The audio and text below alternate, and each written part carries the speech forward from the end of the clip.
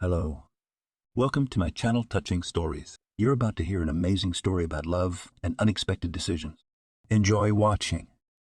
Would you change your mind? Asked Marcus. The young man lay on the huge double bed and looked at his wife with a smile.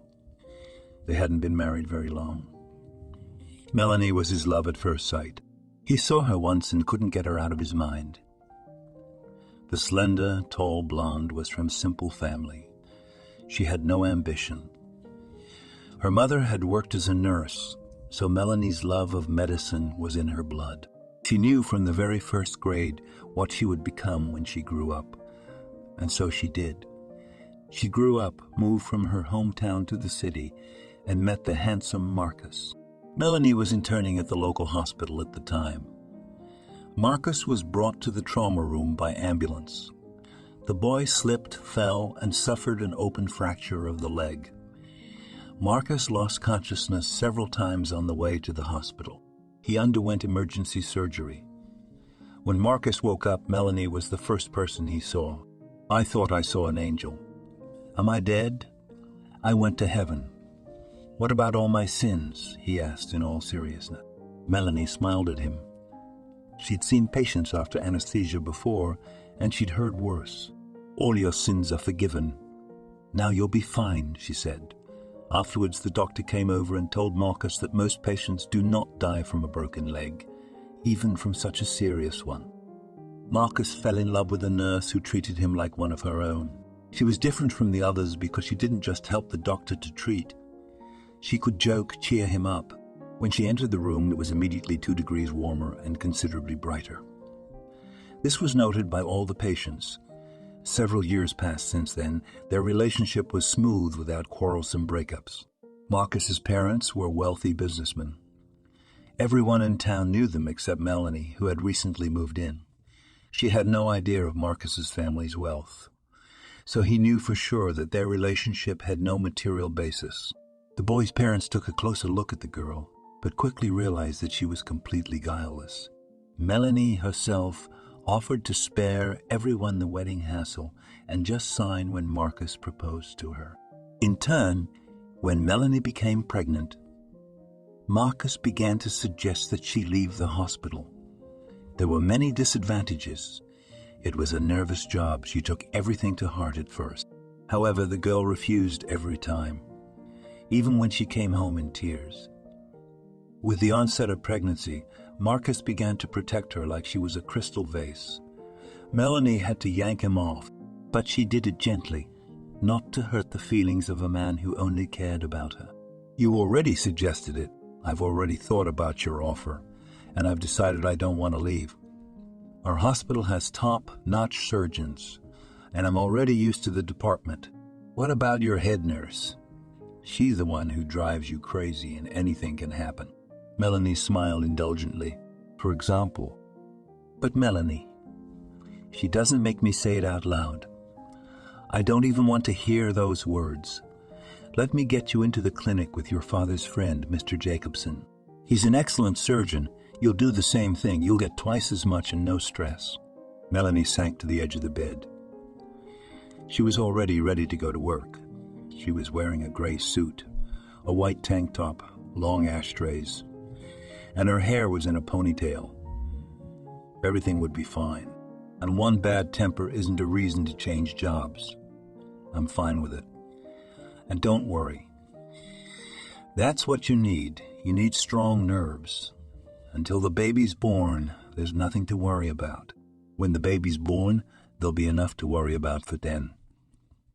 Enjoy those last quiet months. She kissed the top of his head and left for work. There she was given an unkind look by Mrs. Amanda Kowalski, a senior surgical nurse.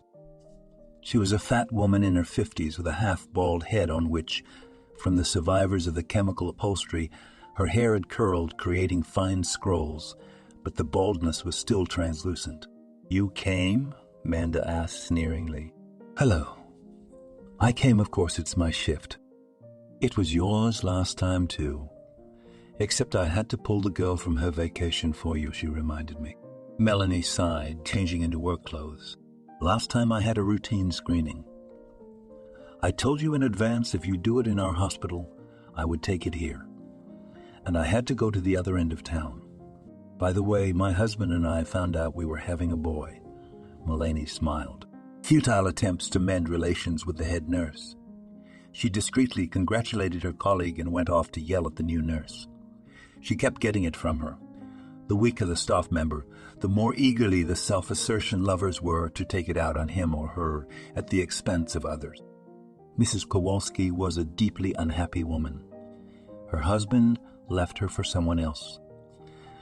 Found a younger woman, her children were grown, separated. She was lonely and moody. She was valued at work. For Mrs. Kowalski lived solely by her work. She had nothing else in her life apart from the 4 cats that waited faithfully for her at home. There was talk in the hospital that she had many more cats, but Amanda herself acknowledged the existence of only 4 pets and a huge aquarium with fish. When the day shift left, Melanie was alone on the ward. The surgeon on duty, as usual, was a professional in the corral, but often abused himself. He could perform surgery even while drunk, but he wasn't allowed to work in that state. Melanie was already aware of this peculiarity of his and always tried to cover for him. This surgeon had once stood up for her to Mrs. Kowalski and defended her right to work on the ward. The head nurse had tried to displace Melanie back when she was in residency. Melanie stays, period, said the surgeon. She could replace you, Amanda, M.E., if she studies. She's a responsible girl, meticulously devoted to medicine. You don't throw that kind of manpower away. It was about midnight when a woman was admitted to the department. Melanie saw her in the waiting room. There was not a living thing on her. The stranger had been badly beaten, or she had been in an accident. It was hard to understand. "Help me, please," she pleaded. The victim looked about 25 years old in very bad clothes, men's wide pants with disheveled hair. She appeared to be homeless, or she had been caught up in some very bad story. Mrs. Cooper, a young nurse in the emergency room, said to Melanie, "She has no papers. She's homeless. How are we going to take her in?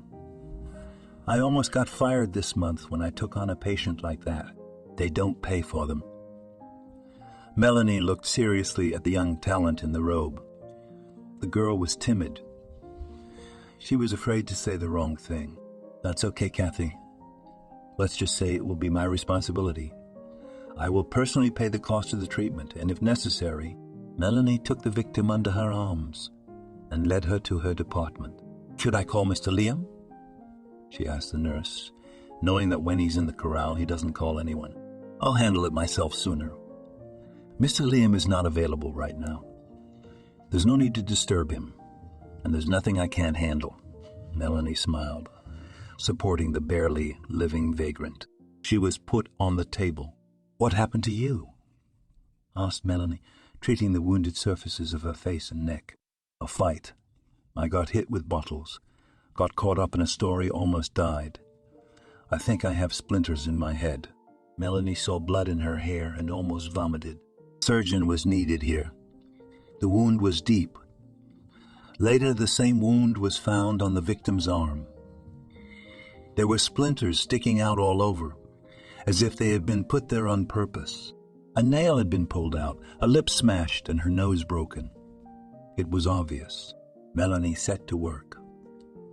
She assessed the injuries, cleaned, disinfected, and stitched all the wounds one by one, gave the patient pain medication, and took an X-ray herself.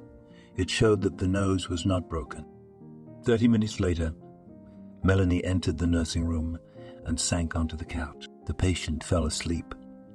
Melanie, too, lay on the narrow couch for about 40 minutes. She even managed to take a nap. Then she poured herself a stirring coffee and entered the patient's data into the card, since she only gave her name, Emma. Melanie decided to cheat and wrote her own data instead of hers. However, she could not avoid problems. "Do you want to explain to me, by any chance, why you came in yesterday with multiple injuries, and today the room is empty?" "No, The painkillers are missing vitamins, bandages, tissues, antibiotics. How do you explain that? She was asked by the chief physician. Early in the morning, Mrs. Kowalski came in for her shift. The emergency room nurse couldn't keep quiet about the homeless woman who had been admitted. She quickly found that she was missing and went to write a report to the chief physician. Melanie was not at all surprised. The woman was seriously injured. I helped her. That's why I went into medicine. Mr. Torres, to help people. And I'm not going to apologize. I put my information in. You can write it off on my policy. You can deduct from my paycheck whatever I gave her when she left. The chief physician shook his head. Mrs. Kowalski, standing in the corner of the office, looked at Melanie with displeasure. You did what you did, of course, in good conscience. But you have to understand, we can't save all the homeless people. We've got a strict policy on admissions, he reasoned. And then there's the doctor's oath, Melanie added. Mr. Torres sent the head nurse to her desk, and when she left the office, he tore up her report. Melanie, this is the first and last time. You know, Liam and I are good friends. We served together, studied together, and worked together. He was very complimentary of you. But even he understands that modern demands have long ago become contrary to medicine. Soon the doctor's oath will be taken out of circulation. They told me you took her x-rays. What is it? Melanie nodded. The bone structures are unchanged. The nose was not broken, the septum was reinforced, but it was probably due to physiology or chronic sinus diseases. I had to sew it up myself. Yeah, there were a lot of splinters. I did everything. Lev Borisovich trained me. The head doctor smiled. But go and tell Mrs. Kowalski that I told you off properly. Let her calm down. Rule breaker. Melanie thanked the chief physician for her understanding and went home. She vowed to Mrs. Kowalski that from now on she would use her head and do things the way they were supposed to be done. She was satisfied with herself, but apparently she was upset that Melanie hadn't been fired. The girl came home and lay down on her bed. The terrible hunger of the pregnant woman caused her to eat first and then to fall into a 4-hour nap. After that, Marcus came home. He lay down beside her and embraced his wife. How was your day? How are you and the baby doing here without me? He asked, feeling Melanie tighten sweetly in his arms. It's okay. Your wife, by the way, saved a life today. She almost lost her job, but it was worth it. Melanie told him briefly the whole story of her nocturnal adventure. Why didn't Emma stay? Anton asked. She came to my sister's room herself, thanked me. Said she was feeling much better. Even asked me to take a picture with her. She asked me my name and promised to find me on social network as soon as she redeemed her cell phone at the pawn shop and to write a good review. I had already posted a picture. Here's a look. Melanie showed Marcus the picture of the pale, frightened girl. The wife in the picture was, as always, stunning. The caption under the picture read, Emma, get well soon. You're just a miracle, Anton said and kissed his wife. I feel sorry for her. She's my age. And you know, I too grew up in a poor family, but she had a very sad fate. Emma grew up poor. All her life, she and her mother ran away from her drinking father. He beat them to death. That's how she lost her mother. One blow proved fatal. Her father was imprisoned, but he got out recently and continues to drink. No one helped her with anything. For a while, she lived on the street.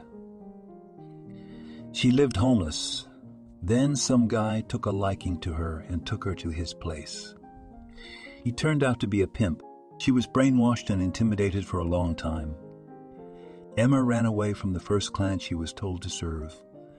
For this, she was beaten half to death and left to die in the street. She walked for hours to the hospital.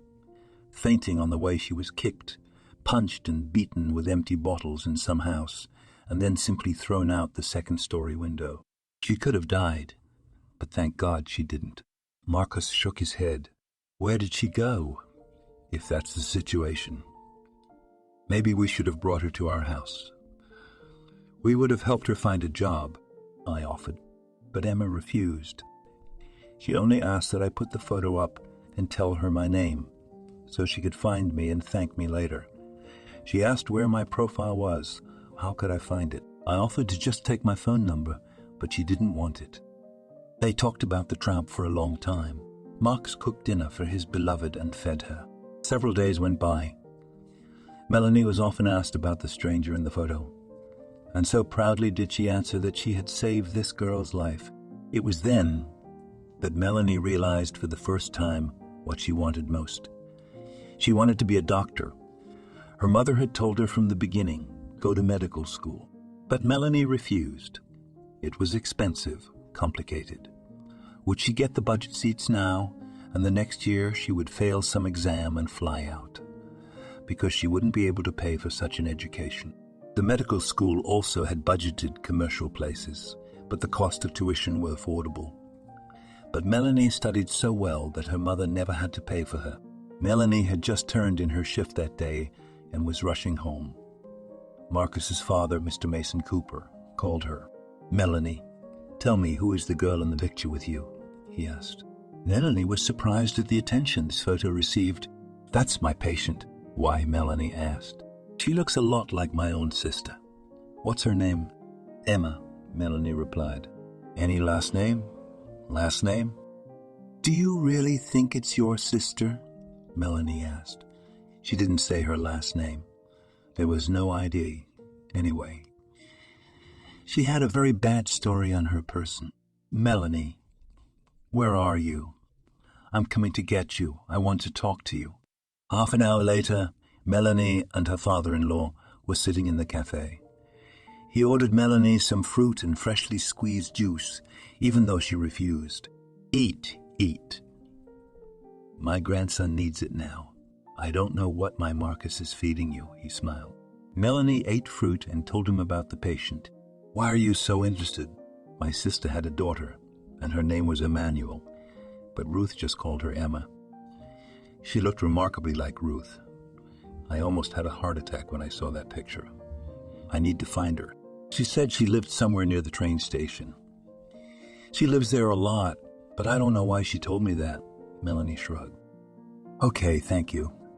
I'll see if I can find her.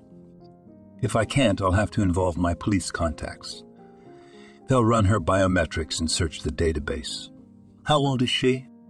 She is 22 years old. Mr. Cooper.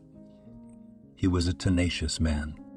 He valued home more than anything else, but unfortunately, he lost almost everyone he cared about. There was a raid.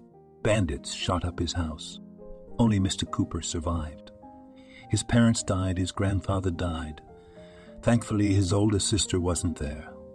She was already living separately with her husband. Her husband also went into business, and they began to be threatened. Mom gave birth to Mason at a very mature age, and he was still a baby. Threats came for several years. A showdown, a turf war, a business war. When the older sister's husband, David Freeman, found out they had all been ordered, as the entire Cooper family had once been ordered, they fled for the last time.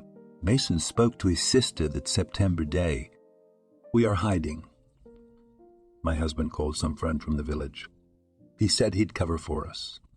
We'll stay with him until things settle down. Hugs to you, Mason. I hope to see you soon.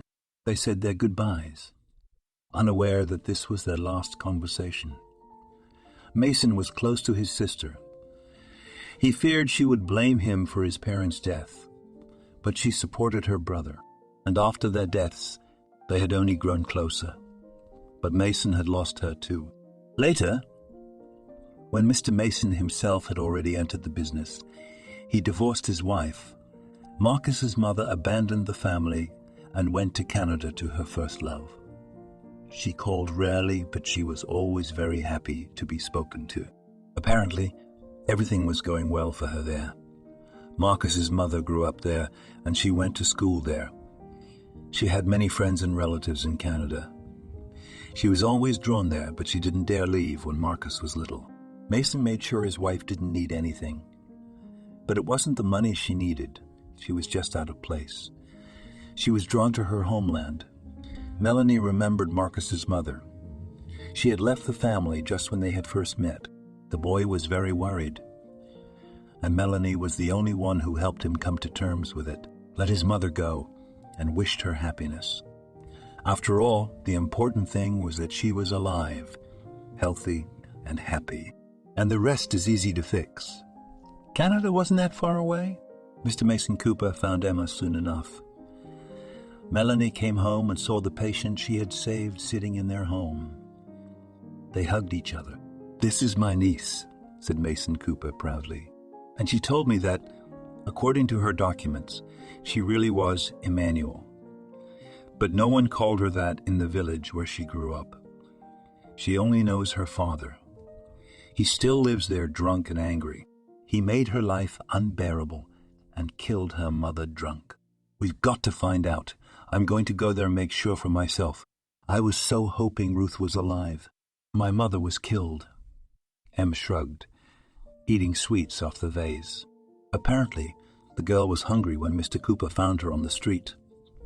He told Melanie that he would help her anyway, even if she wasn't his niece, just because she reminded him of his sister and out of sentimentality. After all, his money is enough to help 1,000 girls like that. Melanie loved his initiative. She was genuinely pleased that he was going to help a girl with a difficult fate.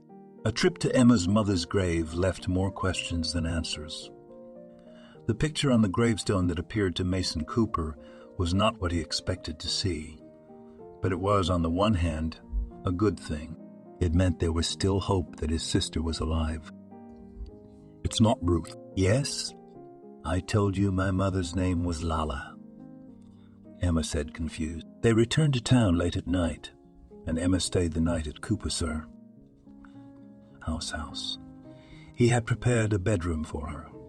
He was glad to have someone in the house. The loneliness had worn the elderly man down. Marcus and Melanie came over, but never stayed the night. He was never able to live alone after his wife left him. The next day, Melanie took Emma shopping. Mr. Mason Cooper gave her money to buy herself everything she needed.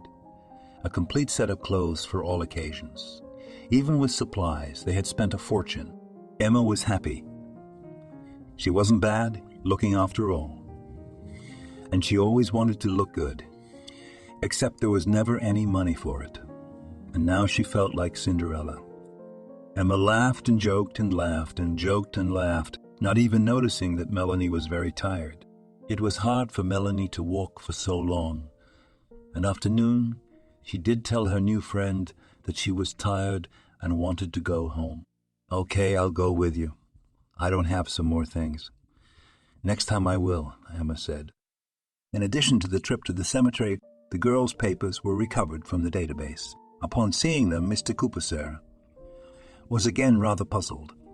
It showed that the girl was born and raised in the village, but the date of her birth was as close as possible to his niece's birthday, the same year and month, but everything said that it was not her. But why, when he looked into her eyes, did he see his sister? To get to the truth, Mason snapped in the middle of the night and drove to Emma's residential address. He stopped the car around midnight and knocked loudly on the window. Only on his third knock did he hear scolding in the house, and soon the front door creaked open. "What the hell do you want me to do tomorrow?" Phrase was decently coined and cursed. It was immediately obvious that the man, to put it mildly, was not happy about the night visitor. "My name is Mr. Mason Cooper. I'm here to talk about your daughter." The man came out on the porch. He was very sleepy, but at the mention of his daughter instantly came to his senses. "What about Emma?" he asked. "I lost my sister Ruth. She and her husband were hiding from gangsters in the 90s. The girl was just a baby. They're all missing. Are you sure Emma's your daughter? Do you know anything about that?" "Well, go sleep it off, man. Nothing happened. She's just my daughter, that's all. Get out of here." Then Mason's security guard, whom he sometimes took with him to important negotiations, got out of the car for solidity. His name was Colin, a short, broad-shouldered man. He took a bullet for Mason in the 90s, and so far they have been close companions. Mason got Colin a job as a security guard at the best bank in town and personally asked for a good salary for him. And since he was an important client for that bank, they of course went ahead with him.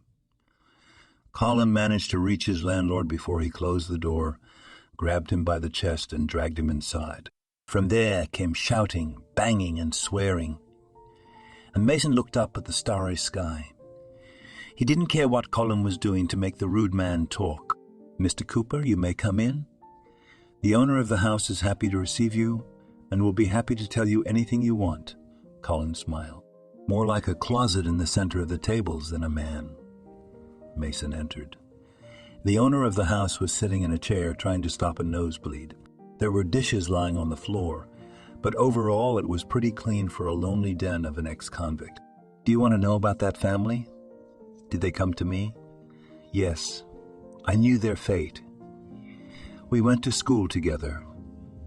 I was a witness at their wedding. Only you don't expect me to make you happy now," said the battered landlord, trying to stop the bleeding. Cooper, sir, turned his chair back to the front and sat down in it. "Just tell the truth. This is my family, my own sister. David called and said he and Ruth were on their way. Explained the situation. I was alone at the time. My family wasn't here. They were gone. Long story. Anyway, we were splitting up at that time, never lived well and harmoniously." Better to the point, Mason corrected him.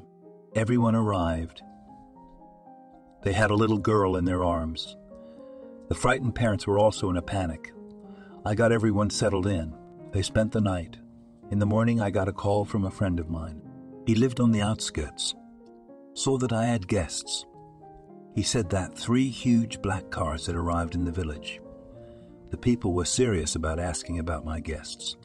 He didn't tell them, but they knocked on every house. Clearly there were no secrets in the village, and they would have gotten to them anyway. I didn't know how to save them. I suggested they hole up in the cellar, but they said these people would find them anyway, burn the village down if they had to. They packed up and wanted to leave by the edge of the river. I told them it would be harder for them with the daughter. They won't touch the child. They don't know whose it looks like. I took the girl away from them and never saw them again. They made a big mistake by taking their car. They thought they were ahead of the game. I'm sure there was a 4th black car waiting for them somewhere on the way out of the village.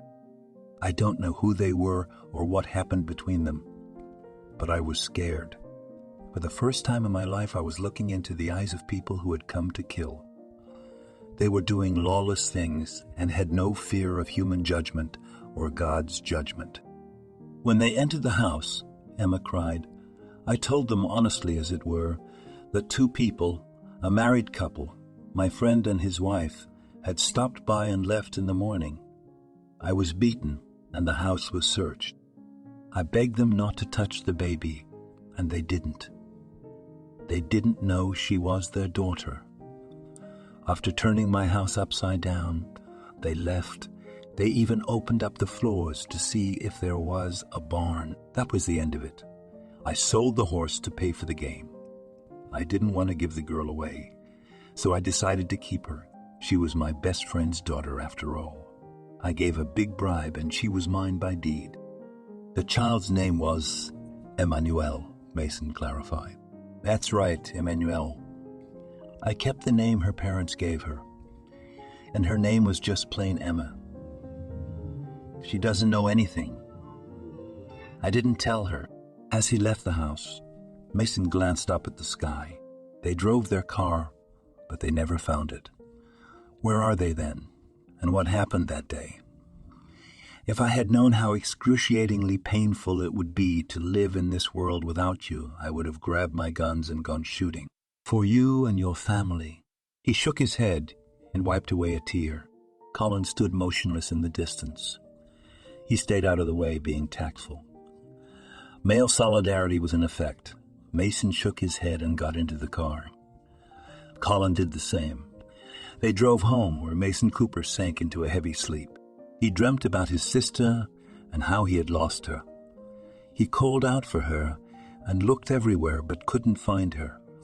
Waking up in a cold sweat, Mason shook his head and headed for the kitchen. A shot of whiskey invariably helped him from his bad dreams. "Oh, I didn't know you were awake too," Emma said. "Come in. Would you like a drink?" he asked, smiling. He looked at her and wondered if she was his niece. The mere fact that Emma reminded him so much of his sister was God's grace. "No, not at all. It helps me with my nightmares," he explained. Emma drank some water and left, and Mason wondered if he should tell everything. She had a right to know, but it all worked itself out. In the morning, her father called her and told her. Emma cried, and then she hugged Mason and asked him to tell her about Mom and Dad too. They spent the whole day together, and as the evening wore on, another secret was revealed, the most important one. Mason's phone rang as the sun was about to set. It was Colin, his assistant. "You asked for more information." "Well, I asked around the village about the case. A lot of people there knew about it. Turns out, Mr. Cooper, a local resident saw 3 black Sioux chasing your sister's car. They made it as far as the lake. According to an eyewitness, that's where the car was pushed." Mason's hands shook. "Did you check the information?" he asked. "Yes, I knew you would want to read the lake and contacted the service. Now the car has been pulled out of the lake. There are 2 skeletons in it. There is no mistake. The plates are a match. That's your sister and her husband." Mason cried. Emma approached him. She realized it was about her mother. "Did they find her?" "Found? She's alive?" the girl asked. "I hope those were tears of joy." A few days later, experts made an identification and confirmed that the woman's skeleton belonged to Ruth and the other to her husband.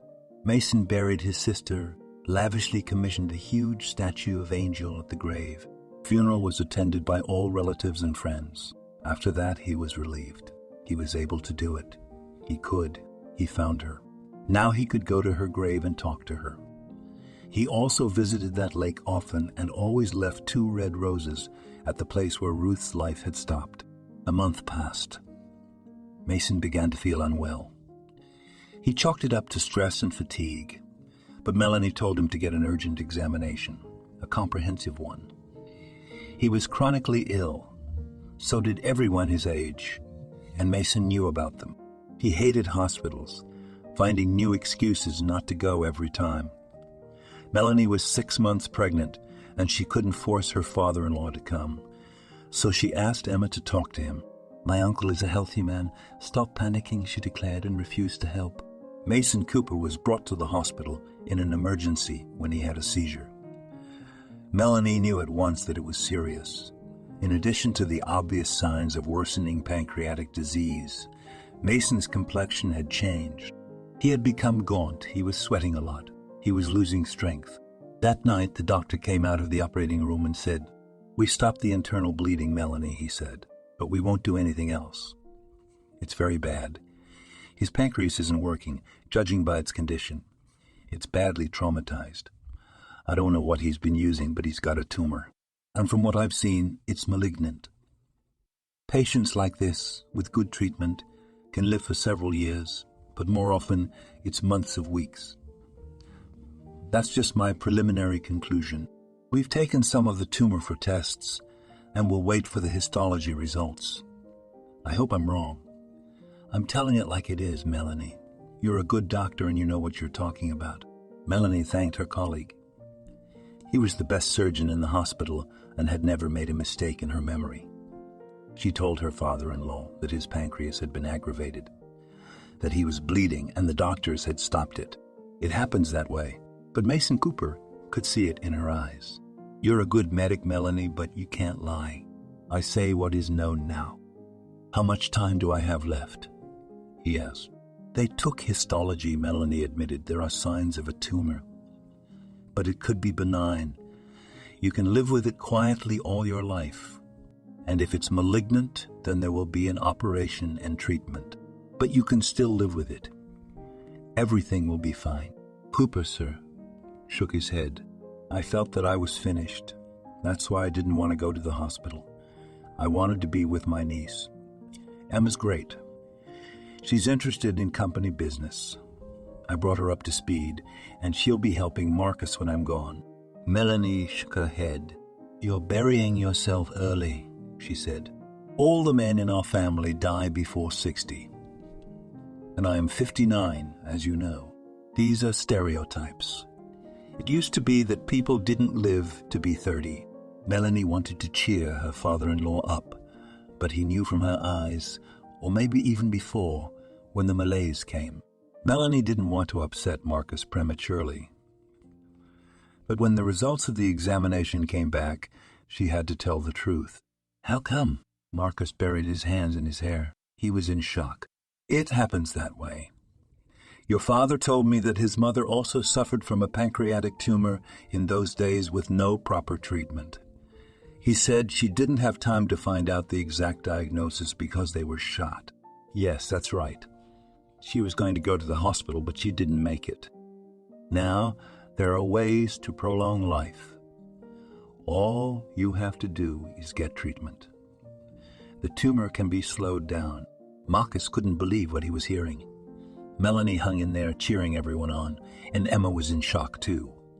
She refused to believe her uncle was dying.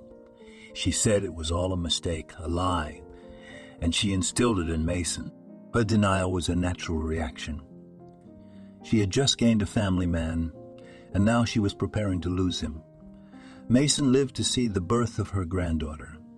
He managed to hold her in his arms before he passed away. To the surprise of all the family, Melanie's doctors gave birth to a girl, although all the ultrasounds showed that it would be a boy. Mason's condition was rapidly deteriorating. Doctors said that it was possible to live for years, but in fact it turned out only 3 months. They could not give a reason for his rapid decline, as if he had finished the case that had plagued him for many years and decided for himself that he was ready to go. He found his sister, laid her body to rest, and followed her. By Ruth and her husband's grave, there was another grave, that of Mason Cooper. For many months, the flowers on it did not fade. Mason had many friends, many people who loved and appreciated him, colleagues, loved ones, relatives. Emma would come to the grave, but she didn't know what to say. She stood silently and left, considering the burial ritual a silly formality. "He will always be with me," she always said, as if her denial never let go. When Mason Cooper's will was announced, all the relatives were in attendance, and he had time to put Emma in his inheritance. She got the little house by the lake, which Ruth used to love very much. It belonged to their family. Always for a while, they even lived in it. Mason was just a teenager then. After all these years, the cabin sat down. Mason turned it into a country house, fixed up the walls, and made repairs and installed a split system. Emma also inherited a small amount of money. That would have been enough to buy her own place in their town.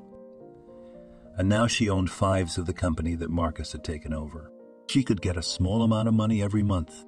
It would be a good supplement to her salary. Melanie was genuinely happy for her and hugged her. "Are you kidding me?" Emma asked her. "I was counting on getting a substantial portion of the firm and other property. Mason took everything that once belonged to my mother's father. Don't I deserve at least their house?" Melanie was surprised. Emma had never shown any interest in material possessions before. She talked all the time about family, about how lucky she was to meet her uncle, but the house was sold. Mason bought another one. "Don't worry. You can live in his house. As long as you want," Melanie said. "It's a pity he didn't have time to put it in my name. Now that means you get the house. You have your own. And Marcus gets the firm too. All of it. And I was trying to be helpful. I'm part of this family too," Emma said. Melanie was confused. She had not expected such a reaction. "Meet me in court." Marcus and Melanie remained standing, aware of what happened.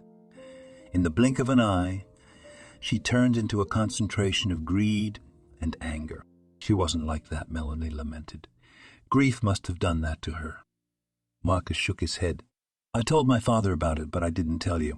I could tell right away that the relative had a lot of nerve."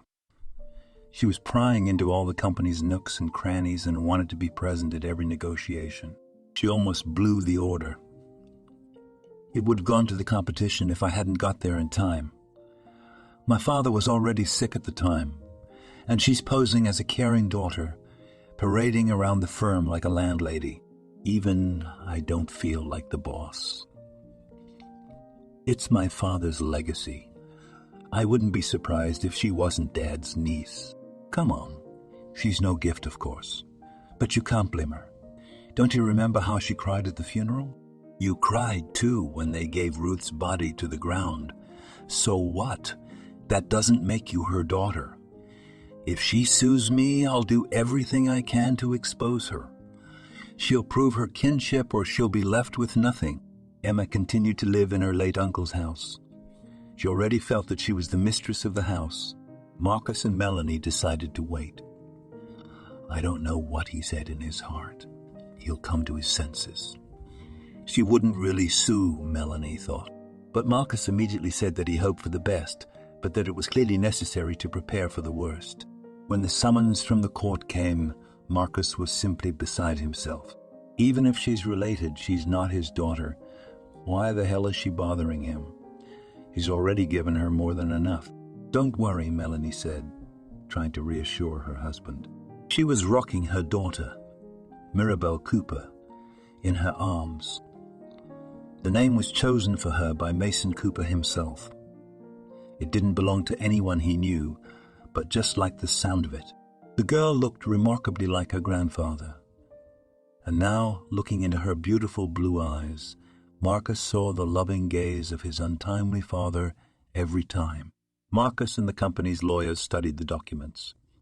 Emma had a real chance of getting a piece of the company for herself. In recent months, Mason had been careless enough to give her the right to sign. She had signed it herself, only with his permission. But the court might consider it the girl's contribution to the company. Her name was on the will, and Emma insisted that she had been with Mason until the last hour, that she herself had been pulling the company and treating her uncle dying of cancer. At that rate, she had a good chance of increasing her share or joining the company. How long would it take for such a person to be taken away? Or, say, ruined? The lawsuits were a real blow to Marcus. He had suffered the tragedy of his father's death, and his name was repeatedly dragged through the hearings. And Emma had concocted such a legend that Marcus almost jumped out of his seat to strangle the bastard on the spot. My uncle said he wanted to make me part, owner of the company. I was closer than his own son. Anyone at the firm could confirm that. I brought some witnesses with me, and my lawyer will call them for questioning. I have lived all my life in poverty, but my suit is not a desire for profit, but merely the fulfillment of Mason Cooper's last will. Illness took him before he could put the management of his life's work in my hands. I have delved into the processes of the firm, studied day and night, learning the history of the company from the earliest days. I don't know everything. Marcus, with all due respect, just takes his place there. The employees of the company will tell you that. Our company makes a great contribution to the development of the region, provides people with goods and jobs. I will make it flourish. Marcus, if he wants to, will help me do that. At the moment, he has limited my presence at important negotiations, cut off the company's department. Even though I am a shareholder. After Emma's words, the cheekbones of Marcus's face flared. He clenched his fists. Melanie wasn't around. She was at home with the baby. Several colleagues from the company whom Emma had managed to ingratiate herself with testified against Marcus. He was tough, demanding, just like his father. Emma, on the other hand, appeared to have been building relationships with the staff all along, to be supported later. Had she miscalculated everything? At home, Marcus ranted and raved out his cousin's antics. Melanie was afraid to even say a word. But that's not all. Do you know who provided her with a lawyer? Melanie, are you going to fall? My lawyer just found out about it today, and I was totally shocked. It's our competitor who's trying to buy Dundee's off. Darren Sanders. He's the one who gave her the lawyer. I couldn't help but call him Darren said he met Emma at one of his business meetings, and he liked her. Naturally, he liked her more than he liked me. If Emma got hold of half the company, it would be easier for him to get his hands on her. Melanie shook her head. Didn't you think Emma might work for Darien? Your father originally saw a resemblance to her dead sister. Well, to be honest, I didn't. I studied human anatomy. And maybe Emma has the same hair as Ruth, the same hairstyle. But that's extraneous. The shape of her skull, her cheekbones, and her facial features. There's not much of a resemblance. Marcus raised his eyebrows. He didn't even think it could have been a sham to begin with. My God. She could have driven my father to his grave. The doctor said something as if he was taking some kind of poison. And he even refused his favorite whiskey during the treatment. My God, that woman was Satan in human form. The next day, Marcus and Emma met with the shareholders at the office. Emma had managed to gain the trust of many, but most still had a good sense of the situation. Marcus had been in the business for many years. He is the direct heir, and he was the one most of the shareholders saw at the company director's desk. They were already supported by a few people who had long been dissatisfied with Mason Cooper's management and wanted to overthrow the government. There will always be such people. Melanie left the baby with the nanny and drove to Mason's house. She knew where he kept the spare key. She wanted to look around, rummage through the woman's things. After all, Melanie had saved her life with her own hand. That was gratitude. It wasn't nice to think so, but Melanie wished she had chased her away, and then she began to feel guilty about the whole thing. Had Emma really ruined Mason? Melanie was anxious to find something to help her husband get rid of her. The key was not in her possession. Emma had taken care of it, but the alarm was off. Apparently, she'd forgotten to turn it off or never mastered it. Melanie saw the yard window open and couldn't help herself. God, I wish the neighbors hadn't seen it, she whispered, pulling off the netting and climbing through the large plastic window. Melanie was inside. The place was clean. On the table was Mason Cooper's favorite whiskey. It brought back nostalgic memories for Melanie. How did she miss it? She looked. But she didn't have to stay there long. Melanie found a package of a powerful drug in the trash at the very bottom. As a nurse, she knew for a fact that the drug simply destroys the entire gastrointestinal tract and categorically contraindicated in diseases of the pancreas. Was she really giving it to Mason? What else is this woman capable of? As she was about to leave, Melanie noticed a piece of paper sticking out from behind the kitchen table. Apparently it had fallen there by accident. She picked it up, brushed off the cobwebs, and gasped. Mason Cooper ordered a DNA test a few days before he died, so he doubted that Emma was his niece. And not for nothing did the test say that she was 99.9 not related to him. Now that's news. So she's a common fraud. But then what about all those stories her father told? Melanie barely managed to wait for Marcus. He came home in good spirits. Hello, darling, Marcus kissed Melanie on the top of her head. Emma was totally incompetent. And some of the shareholders have made it clear that she should not interfere in the affairs of the company in any way. I'll try to buy her off, buy her shares, and that's it. He cheered. Melanie handed him a package of DNA test pills and told him everything. How inconsiderate of her. I don't know how to get this into the case any better. I think we should tell Emma's father, Melanie said. Toward evening, Melanie, Marcus, and Colin drove up to the cabin where Mason had been standing not long before. Seeing the familiar thug in the window, Emma's father ran back and forth through the house. But there was nowhere to run. I'll go first to tell you when it's okay for you to come in, too. Mr. Cooper and I have always done that, Colin explained with a smile. This time the man was more talkative. He revealed the truth to Marcus, and the hell with you and her, too. You have no idea what kind of person my daughter is, do you? I'm no gift myself, But Emma is the spawn of hell. And as a child, she threw the girl next door down a well because she had a prettier dress than she did. She had the best grades. But she started skipping classes. She drank and smoked some crap. When I was told that she had set up a brothel in our village of local fools, I was just shocked. Melanie raised her eyebrows. Organized? Yeah, that's my daughter. I lied to you. Last time Emma said she had to. She was blackmailing me. The thing is, 20 years ago I betrayed my friend. I took the money. I needed it to feed my family. Brothers in black cars came looking for me and offered me a good deal. They listened to your aunt's phone and knew their family was coming to take refuge at my place.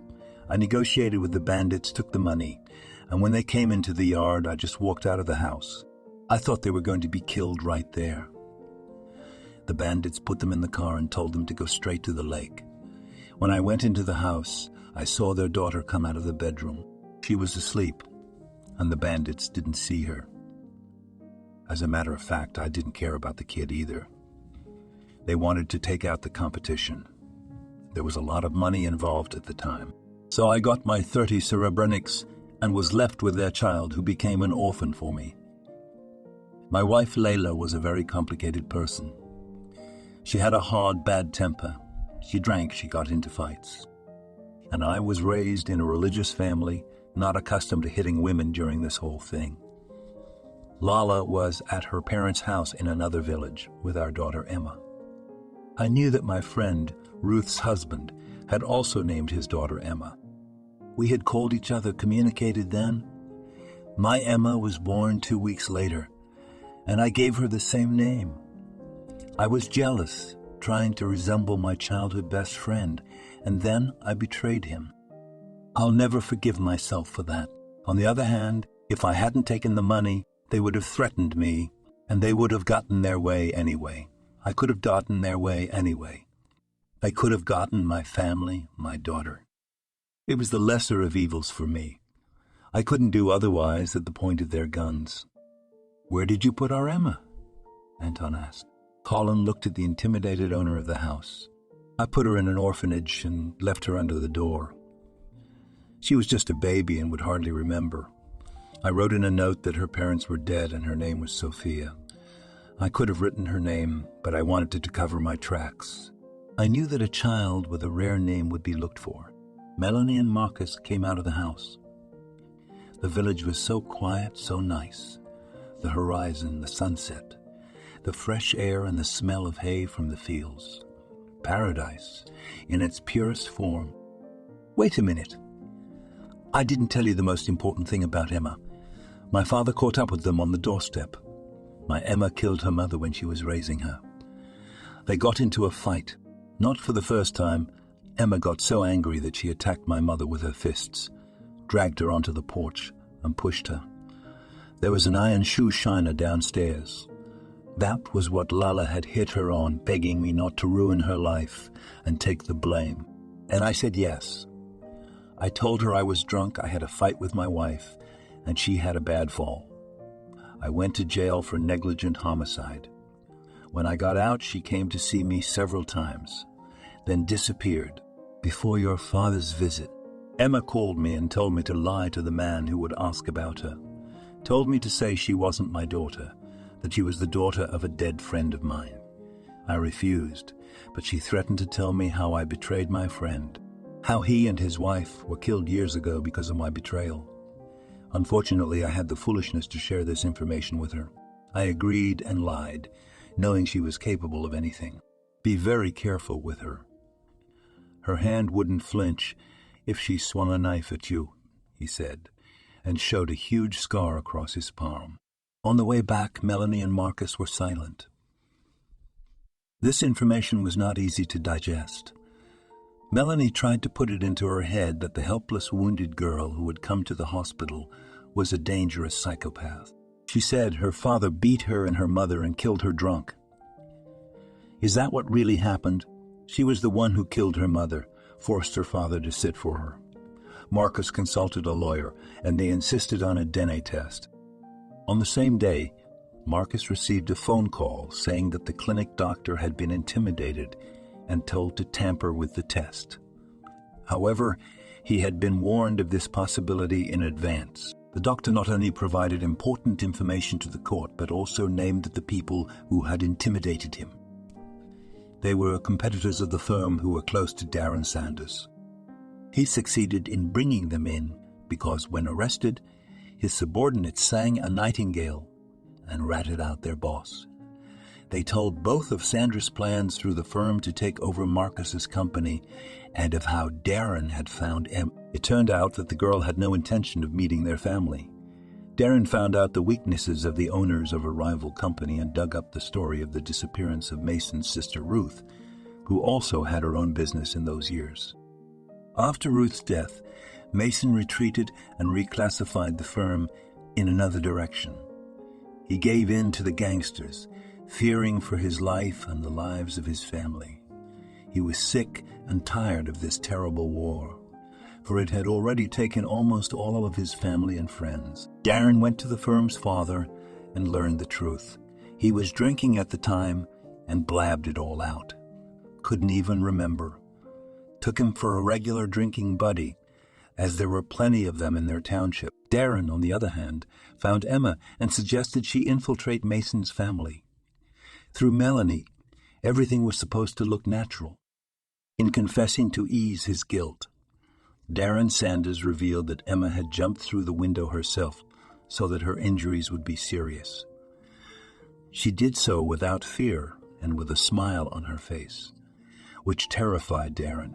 He also confessed that he had personally supplied her with medicine from the pharmacy. He said he didn't know why she needed heavy prescription drugs. She only later admitted to him that she was poisoning Mason. She didn't want to wait too long to get her inheritance. Who knows what really happened? They were detained. At first she refused to talk, but then she spoke up. She spoke only once in a face. She spoke only once in a face meeting with Melanie. She couldn't believe that Emma was so horrible. She asked for a date, and they let her in. Say, didn't you feel sorry for Mason? He was a wonderful man. He told me he'd help you for nothing, even if it turned out you weren't his niece. Is it true you poisoned him? Melanie knew it was true, but she wanted to hear it from Emma. She flashed her eyes and smiled. Why are you surprised? His sister and her man ruined my family's life, and my father has been racked with guilt all his life. His friend just had no right to drag him into that kind of trouble. And I think he did the right thing by taking the money. Serves them right. Ruth and her husband didn't even think they were putting my mother and father in danger. It was more important to them than their own skin. So why should my father risk everything for such friends? Friendship. Is that what friends do? Friends like that by the trunk. To a museum. Yeah, I poisoned Mason, but I'll tell you, he would have come to this anyway. I mean, he was drinking. He was sick. He wasn't sleeping. All I did was speed up the process. But I thought he was just going to pass out in his sleep. And he developed cancer. That wasn't the plan. It took too long. It worked out the way it was supposed to, though. Melanie looked into Emma's frantic face. You mean you cut your hair on purpose just to look like her? She asked. I wish Darren had taken me to a beautician and had my cheekbones adjusted to look more like her. The hair, the color of my clothes, everything was thought out. You certainly weren't stupid enough to see the resemblance. But Mason did. That was the calculation. And if he didn't see it, if he didn't notice the resemblance, and I didn't take that photo, I'd find you or I'd come to your house and see Mason. Would I have found a way to hint to him or to you that I had something to do with the missing family? Yes, there were 1,000 possibilities in my head. You don't know it. But my intelligence is higher than Einstein's. You're all just a bunch of sheep to me. Melanie stood up from her seat. Then why were you so smart behind bars? She asked. Emma's eyes flashed an unkind glow. I got greedy. I shouldn't have sued. But I've learned my lesson. I'll be free to visit you and your daughter, Mirabelle. We'll meet again, believe me." Melanie ran out of the cell to Emma's resounding laughter. She laughed with joy. She had succeeded in frightening Melanie. The court could not tie Mason's poisoning to the case. Marcus did not consent to the exhumation of the body, and the time had already passed too long. It would hardly have helped. Emma had only been convicted of fraud for a year. Darren got time too, but probation. His company was soon sold, and Darren hurried out of town, where everyone knew about the high-profile case. Melanie and Marcus went to several authorities and managed to find Ruth's real daughter. It turned out that the girl grew up in an orphanage, and then she graduated and returned to its walls as an educator. She loved that place and tried to give each child who was left without parents warmth, love, and care. Her name was Sophie. When Marcus saw the girl, he shed a tear, and so did Melanie. She looked at them blankly. "Are you here to adopt a baby?" Sophia smiled. "No, we came to give you a father and a mother. Or rather, to tell you about them since they are dead. This is your cousin Marcus." To Melanie and Marcus's surprise, the girl did not get up from her chair. It turned out that Sophia was paralyzed. Not long ago, she had fallen out of a window while cleaning it and suffered a serious injury to her back. Now her legs couldn't listen to her, and she couldn't afford expensive surgeries. "How do you work paralyzed?" Melanie asked. "You get used to everything. Really, I'm just beginning to get used to it. Sometimes I want to get up, but I can't. I forget." "You'll get back on your feet," said Marcus firmly. Now he saw a real resemblance to Emma. Anton ran a DNA test and got positive results. Ruth's daughter was found. What a pity his father didn't see it coming. Marcus took Sophia to Switzerland, where she underwent a unique operation. He paid a lot of money, but nothing was too bad for his cousin. When Sophia returned, she began to live in their house. Melanie took care of her. Sophia got back on her feet about a year after she first met Marcus and Melanie. She continued to work in the orphanage, staying true to herself, as did Melanie, who, despite her husband's connections and his big money, continued to work in a simple city clinic and still saw patients without a policy. And she helped everyone who needed help. Emma, on the other hand, was transferred to another colony. She tried to escape, wounded one guard who tried to detain her. She got a new sentence, and now it looks like she won't get out of the maximum security colony anytime soon. Marcus signed his father's huge house over to Sophia and gave her shares in the firm. He took care of her like a little sister. Melanie also fell in love with Ruth's real daughter as her own little sister. When Sophia went to work, she soon began a romantic relationship with a man. It turned out to be Colin, Mason's security guard. They met at the cemetery, where Colin often came pining for his former boss. Sophia often visited her parents' grave, too. They got to talking. Colin told them that he had been married, but that his wife had cheated on him with his best friend and left him. Colin let her go. They have a daughter together. Sophia was embarrassed by this.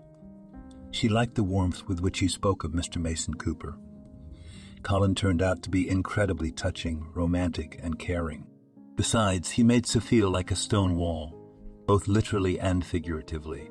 Marcus approved of his little sister's choice. Now Sophia and Colin are going to get married, and Melanie and Marcus are expecting their second child.